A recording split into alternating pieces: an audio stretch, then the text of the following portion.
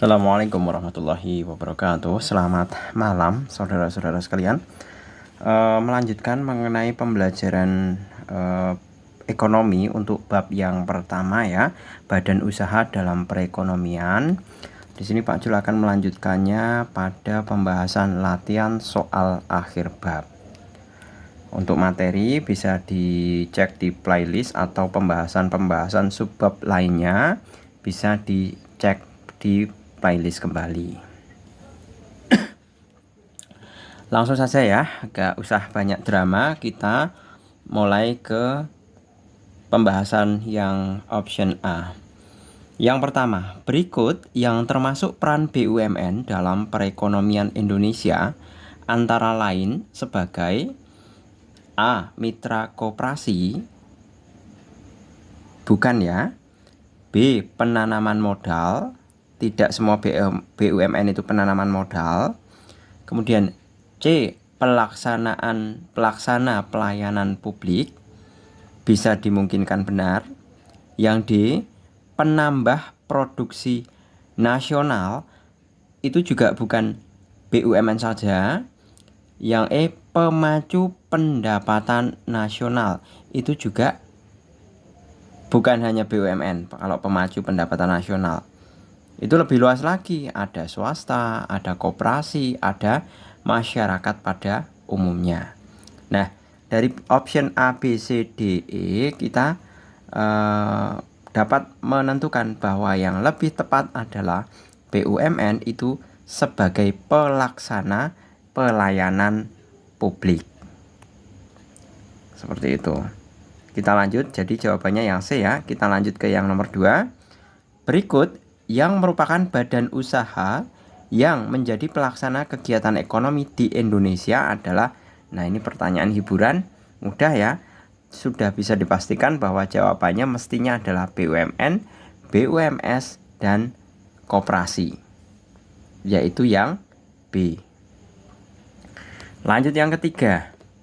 Badan usaha ini sering bubar karena perselisihan dalam kepengurusan. Walaupun demikian, diakui bahwa badan usaha ini relatif mudah mendapat modal karena diperbolehkan anggota perusahaan hanya menyetor modal tanpa ikut mengelola. Akan tetapi, umumnya bagian laba pesero pengusaha lebih besar daripada bagian laba orang yang hanya menyetor modal dan bertanggung jawab sebesar modal penyertaannya jika badan usaha bangkrut.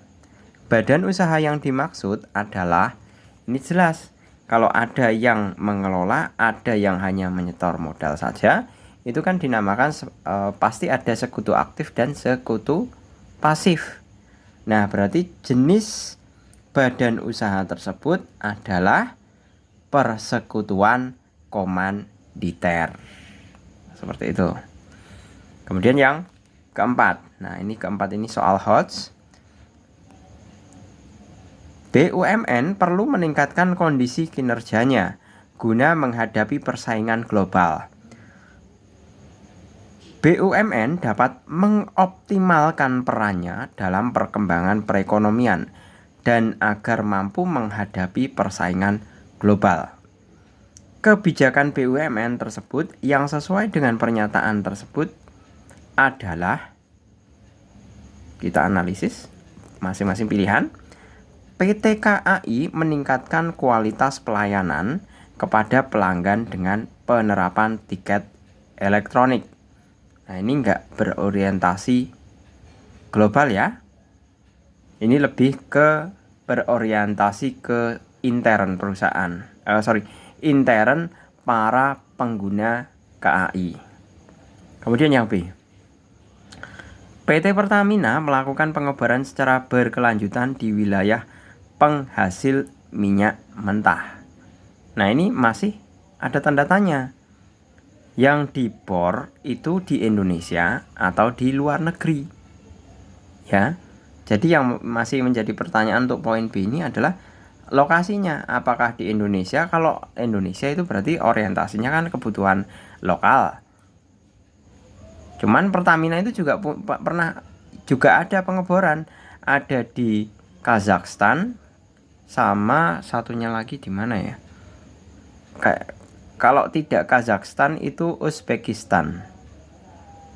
Jadi salah satu itu, mereka ngebor di sana. Itu Pertamina itu. Nah, tapi kan di sini tidak ada statement lebih yang lebih khususnya di mana. Tidak ada pernyataan seperti itu. Kita coba analisa untuk pilihan yang C, D, dan E. Nah, PT Telkom dan PT Indosat berkolaborasi memegang kendali layanan internet di wilayah terluar Indonesia. Nah, ini kalau ini benar berorientasi global. Ya. Keywordnya apa? Keywordnya ini loh. Perlu meningkatkan kondisi kinerjanya. Nah, kondisi kerjanya sebagaimana kita tahu bahwa Telkom itu kan miliknya BUMN, sedangkan PT Indosat itu swasta. Jadi di sini dikatakan bahwa kondisi kinerjanya dengan cara kolaborasi antara BUMN dan BUMS. Nah, masalah globalnya itu dijelaskan pada layanan internet di wilayah terluar Indonesia. Kalau yang namanya di luar Indonesia itu sudah dipastikan bahwa perusahaan tersebut adalah perusahaan global. Ya. Bukan lagi perusahaan nasional, tapi sudah perusahaan internasional levelnya. Jadi jawabannya yang tepat adalah yang C. Coba kalau misalkan kita analisa lebih lanjut untuk pilihan D dan E. PT Garuda Indonesia mendatangkan pilot-pilot dari negara lain untuk mengganti SDM yang ada. Nah, itu jelas salah. Nggak mungkin tiba-tiba harus didatangkan pilot luar dipakai semua. Pilot pribumi dipecat, itu nggak mungkin. Karena misalkan jalur penerbangan domestik itu kan yang lebih menguasai kan jelas orang-orang lokal atau pilot-pilot lokal, kan seperti itu. Kemudian yang E, PT Astra Honda Motor terus melakukan inovasi untuk memuaskan pengguna kendaraan bermotor. Nah, ini lingkupnya juga lokal, bukan global. Jadi tetap jawabannya adalah yang C. Kita lanjut ke yang nomor kelima. PT Pertamina atau Persero sebagai sebuah BUMN yang bertugas mengelola penambangan minyak dan gas bumi di Indonesia merupakan salah satu badan usaha dengan beberapa perusahaan naungannya yang tersebar di sebagian wilayah Indonesia. Pernyataan tersebut menunjukkan Pertamina sebagai perusahaan yang mempunyai tujuan meningkatkan jumlah produksi. Sebentar. Nah, ini pengelolaan penambangan migas oleh Pertamina dengan beberapa perusahaan naungannya yang tersebar di sebagian wilayah Indonesia. Perusahaan naungannya itu maksudnya adalah perusahaan anak usaha. Jadi Pertaminanya itu induk usahanya, kemudian anak usahanya itu bisa bermacam-macam. Nah, mana yang lebih tepat meningkatkan jumlah produksi? Dalam kenyataannya, Pertamina itu produksinya bukan hanya minyak dan gas. Ya. Jadi bukan hanya masalah produksi minyak dan gas. Kalau ini orientasinya produksi loh ini. Yang A ini meningkatkan jumlah produksi. Coba kita analisa yang kedua, menghasilkan barang dan jasa. Nah, kata kuncinya apa di sini? Kata kuncinya adalah dengan beberapa perusahaan naungannya yang tersebar di sebagian wilayah Indonesia. Nah, Pertamina itu dibagi menjadi beberapa macam anak usaha. Jadi Pertamina Persero itu status kepemilikannya kan jelas milik pemerintah Republik Indonesia ya. Sahamnya 100% itu milik pemerintah. Nah, namun anak-anak perusahaannya ya, anak perusahaannya itu banyak sekali. Ada yang di bagian hulu, bagian pengeboran, kemudian pengolahan, ada yang untuk logistik. Jadi Pertamina itu punya perusahaan tanker ya, kapal tanker yang memuat gas alam maupun minyak ya, logistik. Kemudian ada distribusi. Nah, ini yang sektor migas ini. Nah, namun di samping itu Pertamina itu juga punya, coba kalian lihat, Pertamina itu punya rumah sakit, ya, rumah sakit Pertamina. Pertamina itu juga punya PLTU, pembangkit listrik tenaga uap. Pertamina itu juga punya universitas Pertamina, kan ada.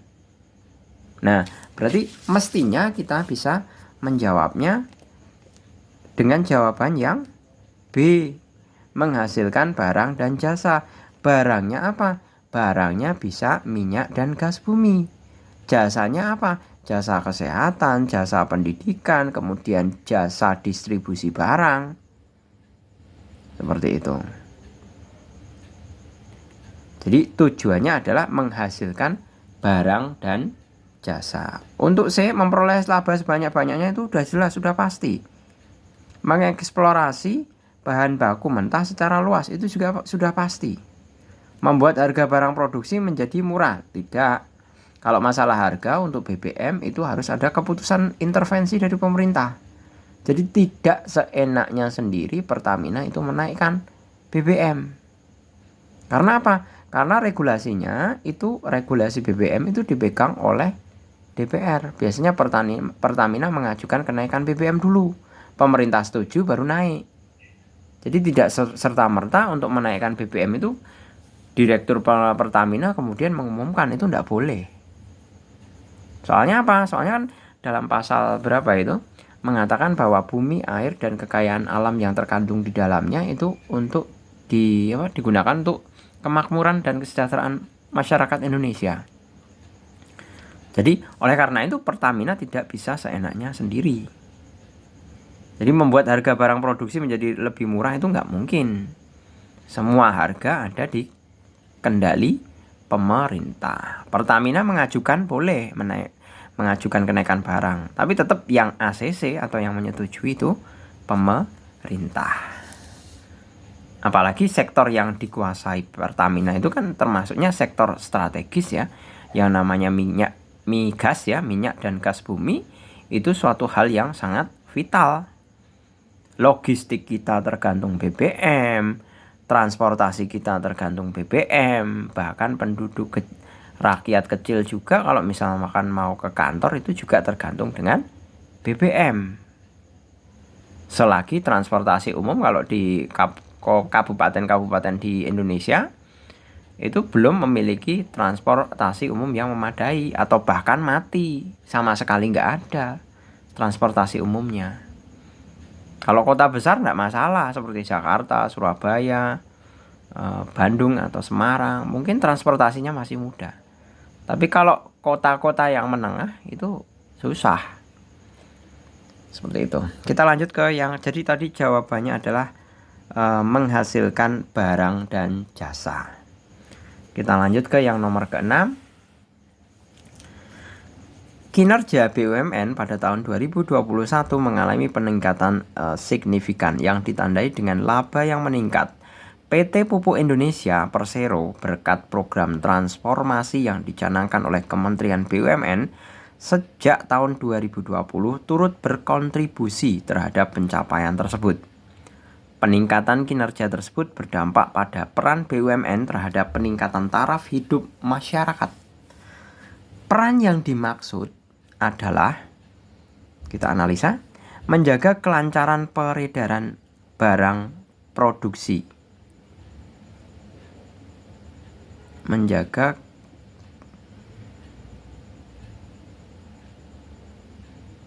program yang programnya itu program, kata kuncinya program transformasi ya. Itu hubungannya yang mana ini? Menjaga kelancaran peredaran barang produksi, oke. Mendorong aktivitas masyarakat di berbagai lapangan usaha, tidak mungkin ya. Ini fokusnya di PT Pupuk Indonesia, itu berarti lebih ke dominannya ke sektor pertanian, bukan berbagai lapangan usaha.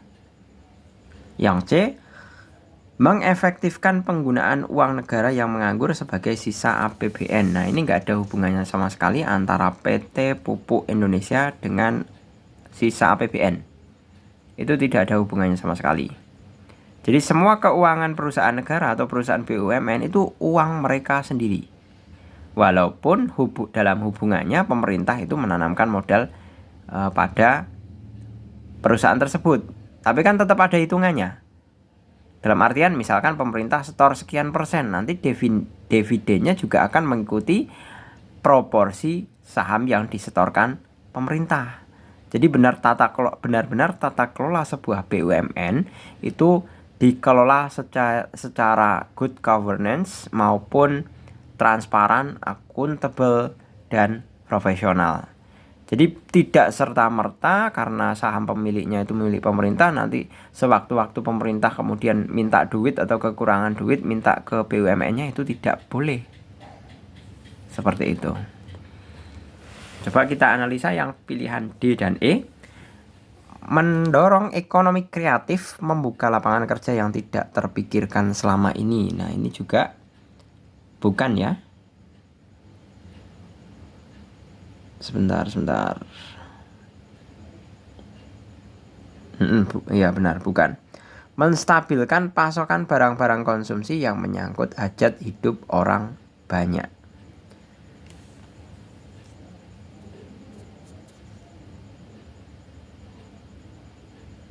Oh, ini fokusnya bukan. Sorry Pak Jul tadi salah tangkap ya. Ini fokusnya bukan PT Pupuk Indonesia ya. Tapi di sini maksudnya PT Pupuk Indonesia itu hanya sebagai salah satu sampel saja. Berkat program transformasi yang dicanangkan oleh Kementerian BUMN sejak tahun 2020, turut berkontribusi terhadap pencapaian tersebut. Peningkatan kinerja tersebut berdampak pada peran BUMN terhadap peningkatan taraf hidup masyarakat. Nah, PT Pupuk Indonesia ini hanya salah satu sampel atau salah satu contoh dari kinerja peningkatan laba dari kinerja BUMN. Soalnya apa? BUMN itu banyak sekali, bukan hanya Pupuk Indonesia. Jadi mestinya kita menjawabnya pun lebih ke jawaban yang lebih umum ya. Yang A tadi jelas bukan, B bukan, C bukan. Nah, tentunya jawabannya adalah yang E. Menstabilkan pasokan barang-barang konsumsi yang menyangkut hajat hidup orang banyak. Yang E ya. Selanjutnya yang nomor ke-7. Berikut yang bukan pernyataan yang tepat mengenai peran badan usaha milik daerah dalam perekonomian adalah yang bukan. Salah satu sumber pendapatan asli daerah itu benar. Membantu pengembangan usaha kecil dan koperasi, sementara bukan ya. Memberikan kesempatan berusaha bagi masyarakat, itu peran badan usaha. Ikut berpartisipasi dalam pembangunan perekonomian daerah, peran badan usaha. Melaksanakan pembangunan daerah ataupun pembangunan nasional, itu juga peran badan usaha. Jadi yang lebih tepat adalah yang B. Membantu pengembangan usaha kecil dan koperasi. Nah, kalau masalah pengembangannya ini usaha kecil dan koperasi itu ada kementeriannya sendiri. Ada kementerian Menkop, Menteri Koperasi dan apa itu. Nah, di samping itu kalau untuk pengembangan usaha kecil itu juga ada peran perbankan. Bank maksudnya. Yang lebih punya tugas pokok untuk menjalankan pengembangan usaha kecil itu adalah dan koperasi adalah peran perbankan. Mereka yang memberikan permodalan yang kemudian dicicil atau dikelola secara baik oleh usaha kecil dan koperasi. Sebagai imbal baliknya, setiap kredit yang dikucurkan mereka membayar bunga. atau interest rate-nya, ada interest rate-nya. Jadi setiap kredit akan mengisyaratkan bunga juga sebagai imbal hasil dari peminjaman modal tersebut. Jadi lebih tepatnya yang B ya, pengembangan usaha kecil dan koperasi itu tugas tanggung jawab perbankan. Dan tidak semua badan usaha milik daerah itu adalah perbankan. Itu alasannya. Jadi jawabannya yang 7 adalah yang B. 8. Bu Tania telah menjadi ketua koperasi agroniaga selama 7 tahun. Ia ingin mengundurkan diri sebagai ketua koperasi karena merasa sudah tidak mampu mengelola koperasi akibat gangguan kesehatannya. Cara yang ditempuh oleh pihak koperasi terhadap masalah tersebut adalah kita evaluasi. Yang pertama, memilih ketua baru dengan segera dari pengurus yang masih aktif dan hasilnya dilaporkan. Nah, ini kalau segera dari pengurus yang masih aktif itu salah. Semua pemilihan ketua koperasi itu harus melalui mekanisme rapat anggota. Ya. Jadi pilihan yang A itu salah. Yang B, apabila rapat anggota tahunan masih lama, pengurus dapat mengundang rapat anggota tahunan luar biasa. Nah, ini solusinya adalah yang B, sudah benar. Tidak perlu dibahas secara panjang lebar. Kita lanjut. Nomor 9. Dimas adalah anggota koperasi yang memiliki simpanan pokok 225.000, simpanan wajibnya 725.000, simpanan sukarelanya 800.000 dan pinjaman 1 juta. Jika Dimas memutuskan untuk keluar dan disetujui koperasi, jumlah uang yang diterima Dimas adalah, kita lihat dia simpanan dan juga keseluruhan simpanannya ya. Kita hitung 225.000 ditambah 725.000 kemudian ditambah 800.000, kita jumlahkan 0 nyimpan 15, 2 tambah 7 itu 9, 9 tambah 8 itu 17, berarti 1.750.000. Nah, padahal dia punya pinjamannya berapa? 1 juta. Tulis saja di sini. Kurangkan 750.000.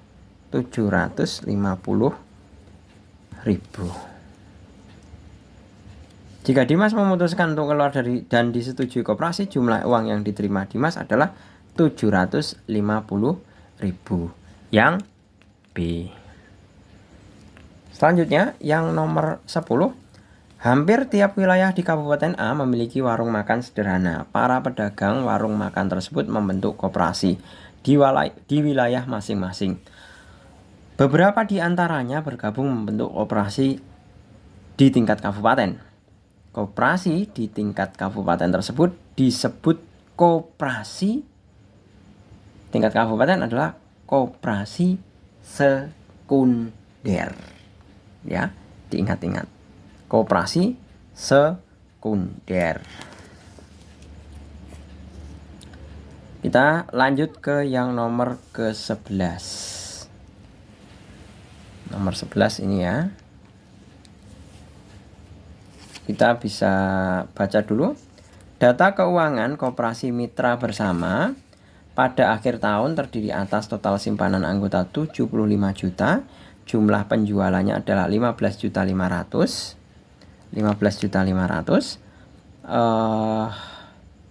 SHU tahun berjalan 25.500.000.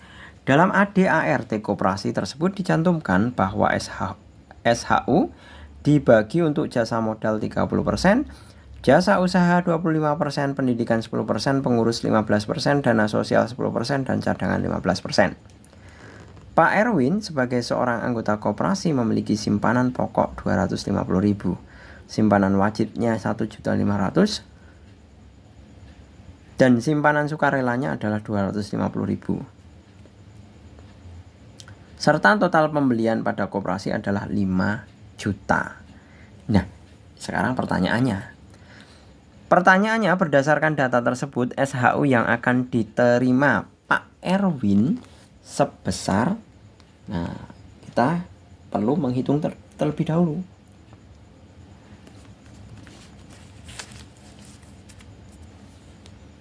Jadi yang perlu kita hitung adalah SHU Pak Erwin.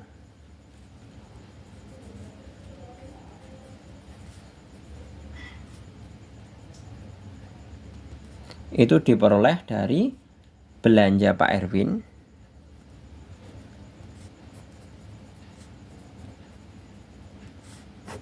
dibagi dengan total penjualan koperasi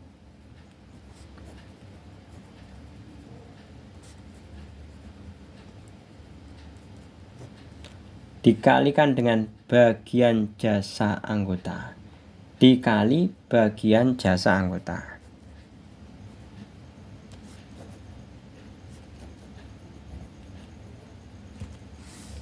Berapa? Kita hitung. Belanja Pak Erwin itu adalah belanja atau pembelian ya, 5 juta. Dibagi dengan total penjualannya. Di sini dikatakan jumlah penjualan adalah 15.500.000 dikalikan bagian jasa anggota. Nah, bagian jasa anggota itu berapa? Jasa anggota itu bisa dikatakan juga sebagai jasa usaha. Berarti 25%. Dikalikan bagian jasa dikalikan dengan SHU tahun berjalan ya. SHU tahun berjalannya itu kan 25.500.000. Nah, kita peroleh berapa? Ini tinggal coret aja, coret. Tinggal dibagi per 225 per, ini kan ada 50, 25 dengan 25% itu kan sama dengan 25/100. Bisa dicoret dengan ini per 2. Kan seperti itu. Tinggal 25 juta dibagi dengan 310. Berapa kira-kira dapatnya? Dapatnya persekitaran antara 2 juta 056 451. Itu baru satu SHU Pak Erwin.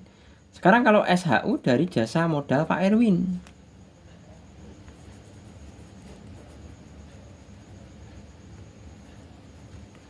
sama dengan simpanan Pak Erwin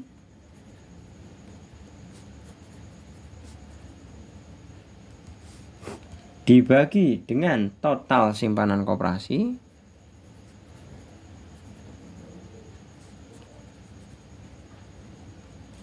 dikalikan dengan, nah ini hati-hati, dikalikan jasa modal SHU dikali prosentase jasa modalnya 30% ya, dikali SHU tahun berjalannya 25.500.000 sama dengan 204.00. Tinggal dijumlahkan.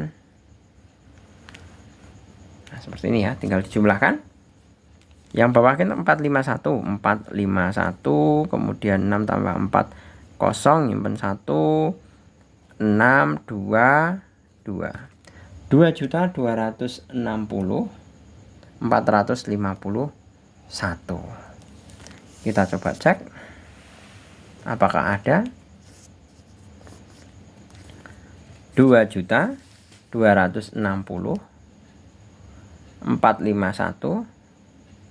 Nah, ada ya. Di situ jawabannya adalah yang D. Seperti itu. Oke, kembali masih soal hitungan lagi ya. Berikut data keuangan koperasi gotong royong pada akhir tahun. Di situ ada total simpanan anggota 80 juta, total penjualannya 30 juta, SHU tahun berjalan 140 juta. Dalam ADART koperasi tersebut dicantumkan bahwa SHU dibagi untuk jasa modal 30%, jasa usaha 20%, jasa pengurus 15%, dan cadangan 15%.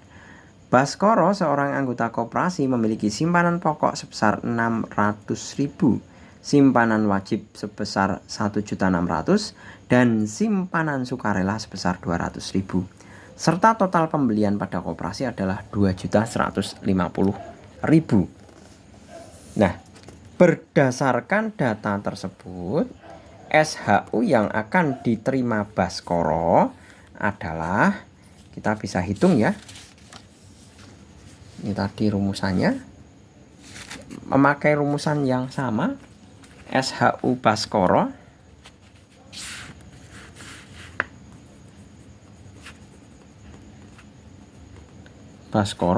sama dengan, nah, pakai rumusnya ini tadi.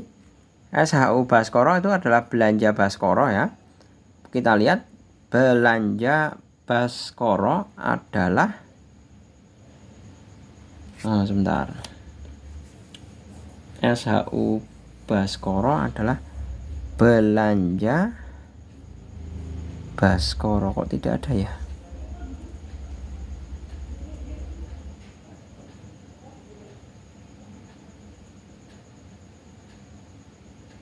Oh lah, ini yang bawah sendiri.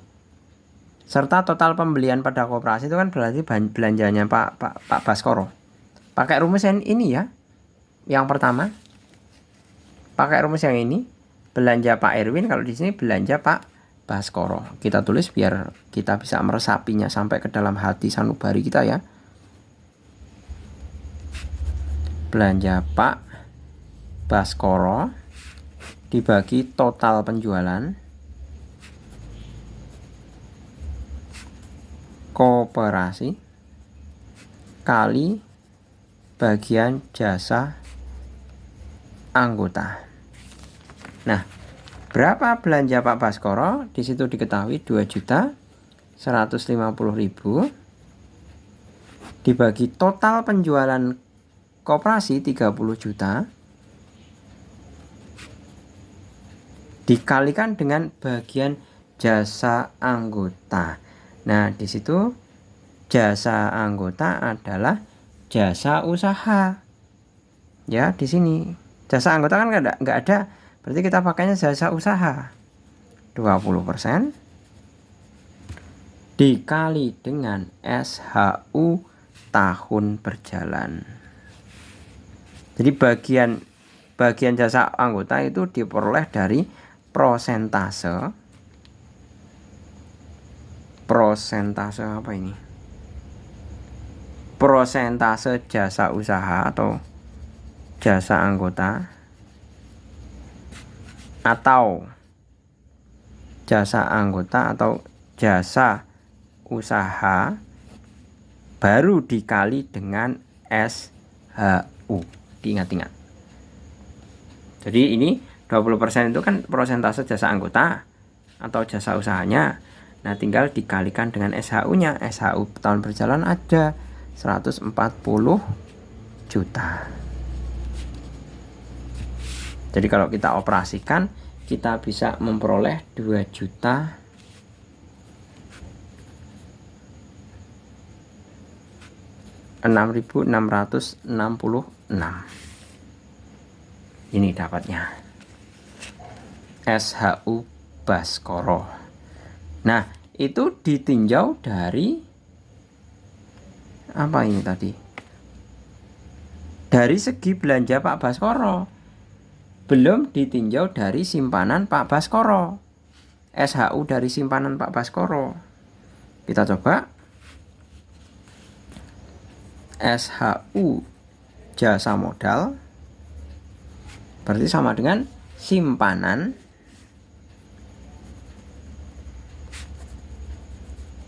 Baskoro dibagi dengan total simpanan. Simpanan Pak Baskoro dibagi total simpanan. Total simpanan dikalikan prosentase jasa modal. Prosentase jasa modal dikalikan dengan SHU. Berarti kalau ini kita bisa kerjakan simpanan Baskoro. Nah, untuk menentukan simpanan Baskoronya itu merupakan penjumlahan dari seluruh jenis simpanan. Karena di sini simpanannya bermacam-macam. Ada simpanan pokok 600.000, simpanan wajib 1.600.000, dan simpanan sukarela 200.000. Kalau kita jumlahkan ya antara 600, 1.600 itu 1.600.000 ditambah dengan 200.000, kita memperoleh 2.400.000 ya. 2.400.000 dibagi dengan total simpanan anggota 80 juta dikali jasa modalnya. Jasa modalnya sudah ditentukan ya. Jasa modal 30% berarti 0,3 dikali dengan SHU tahun berjalan 140.000. Kalau kita kerjakan ya, kita memperoleh 1.266.666. Nah, ini tinggal dijumlahkan ini.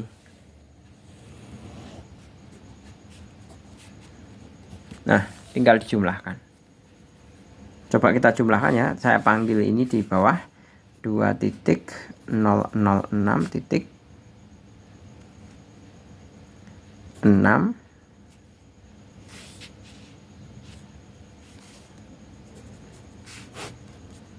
2 nyimpen 1 3. Nah, sebentar. Pak Jul salah ini. Ini kalau dikalikan berapa tuh ini? 1.260.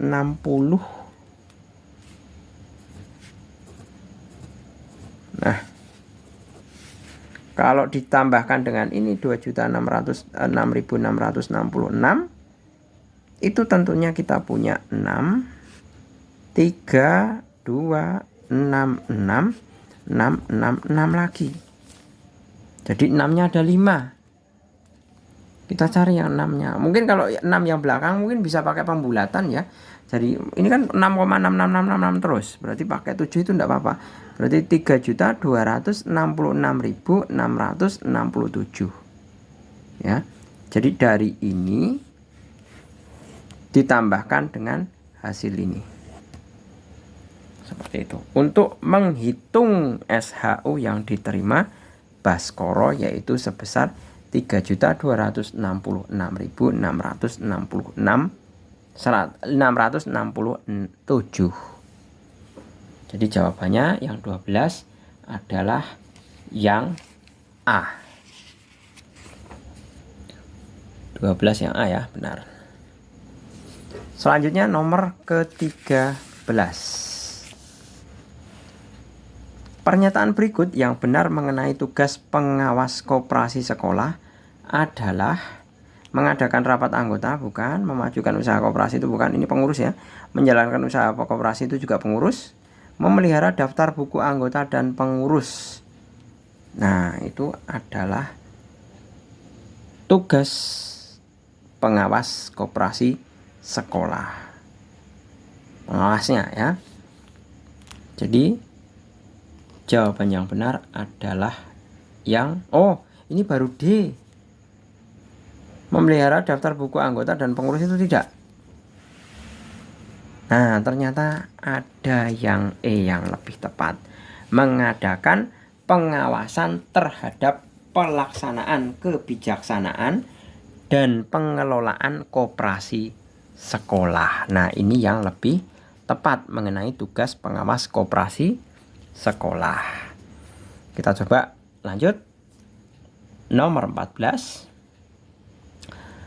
Kebijakan atau kegiatan yang dilakukan pada badan usaha yang berhubungan dengan fungsi staffing, staf kepegawaian ya istilahnya, dalam manajemen adalah standarisasi kinerja pejabat struktural, bukan. Proses rekrutmen dan seleksi calon manajer, nah itu dimungkinkan benar. Kunci dulu yang B yang mungkin benar ya. Rotasi jabatan pada jenjang manajemen yang sama, bukan. Rotasi jabatan pada jenjang manajemen yang berbeda, bukan. Peningkatan jabatan pegawai dari posisi ke posisi yang lebih tinggi, salah ya. Jadi lebih tepat seperti yang Pak Jul katakan tadi adalah yang B, staffing kepegawaian. Jadi yang namanya usaha yang berhubungan dengan fungsi kepegawaian itu diantaranya adalah pada saat rekrutmen maupun seleksi calon manajer. Jadi jawaban nomor 14 adalah yang B. 15. Manajemen memiliki beberapa fungsi. Berikut yang tidak termasuk fungsi manajemen menurut Henry Fayol adalah planning benar, organizing benar, controlling benar, innovating itu bukan, coordinating. Berarti yang tidak termasuk jelas innovation. Innovation itu apa? Inovasi ya, atau penemuan. Itu biasanya nanti yang bertanggung jawab adalah pada bagian lead bank. Boleh bagian, boleh struktur dalam perusahaan itu apa ya namanya? Manager atau divisi. Nah, divisi lead bank atau divisi penelitian dan pengembangan itu tidak termasuk fungsi manajemen. Innovating itu. Jadi jawabannya adalah yang D. Selanjutnya 16. Elsa adalah seorang staf bagian produksi. Setiap hari ia menyortir produk yang tidak memenuhi standar dalam rangka menjaga kualitas. Tugas tersebut termasuk pelaksanaan fungsi manajemen, kontrol quality, QC, quality control. Jadi fungsi yang lebih tepat adalah fungsi controlling ya. Controlling atau fungsi pengawasan. Kita lanjut. 17. Chandra adalah seorang pengusaha mebel ukir yang telah mengkombinasikan penggunaan mesin-mesin modern dengan keterampilan seni ukir pada para pekerjanya, sehingga dapat meningkatkan nilai jual produknya. Terkait unsur-unsur manajemen sistem produksi yang dilakukan Chandra dikenal dengan unsur mengkombinasikan penggunaan mesin modern dengan keterampilan seni ukir para pekerjanya. Nah, di situ kita bisa menyimpulkan ya bahwa hal ini merupakan unsur-unsur manajemen pada bagian metode. Benar ya? Metode. Karena metodenya di bagian mana? Metodenya adalah dengan cara mengkombinasikan penggunaan mesin-mesin modern. Itu merupakan salah satu usaha atau merupakan salah satu metode yang hendak digunakan. Jadi jelas ini 17 adalah mengenai metode. Karena kata kuncinya di sini mengkombinasikan penggunaan mesin-mesin modern. Ya. Oh, ketutup kok ya. Nah, mengkombinasikan penggunaan mesin-mesin modern. Itu kata kuncinya. Jadi kalau dengan cara mengkombinasikan penggunaan mesin-mesin modern berarti itu unsur manajemen sistem produksi yang dilakukan Chandra dikenal dengan unsur metode atau metode. Yang C ya. Selanjutnya 18. Pak Pramudia adalah manajer yang sangat disegani dan menjadi panutan para pekerja yang menjadi bawahannya. Hal tersebut berkaitan dengan apa yang selalu ia lakukan. Ia mempraktikkan hal yang diucapkan dan memberi contoh. Jabatan Pak Pramudia dalam tingkatan manajemen termasuk manajemen sumber daya manusia bukan, tingkat atas bukan, pelaksana bisa dimungkinkan, puncak itu belum, staf itu juga bukan. Jadi jawaban yang lebih tepat adalah pelaksana. Benar ya? Pak Pramudia adalah manajer yang sangat disegani dan menjadi panutan para pekerja yang menjadi bawahannya. Hal tersebut berkaitan dengan apa yang selalu ia lakukan. Ia mempraktikkan hal yang diucapkan dan memberi contoh. Jabatan Pak Pramudia dalam tingkatan manajemen termasuk manajemen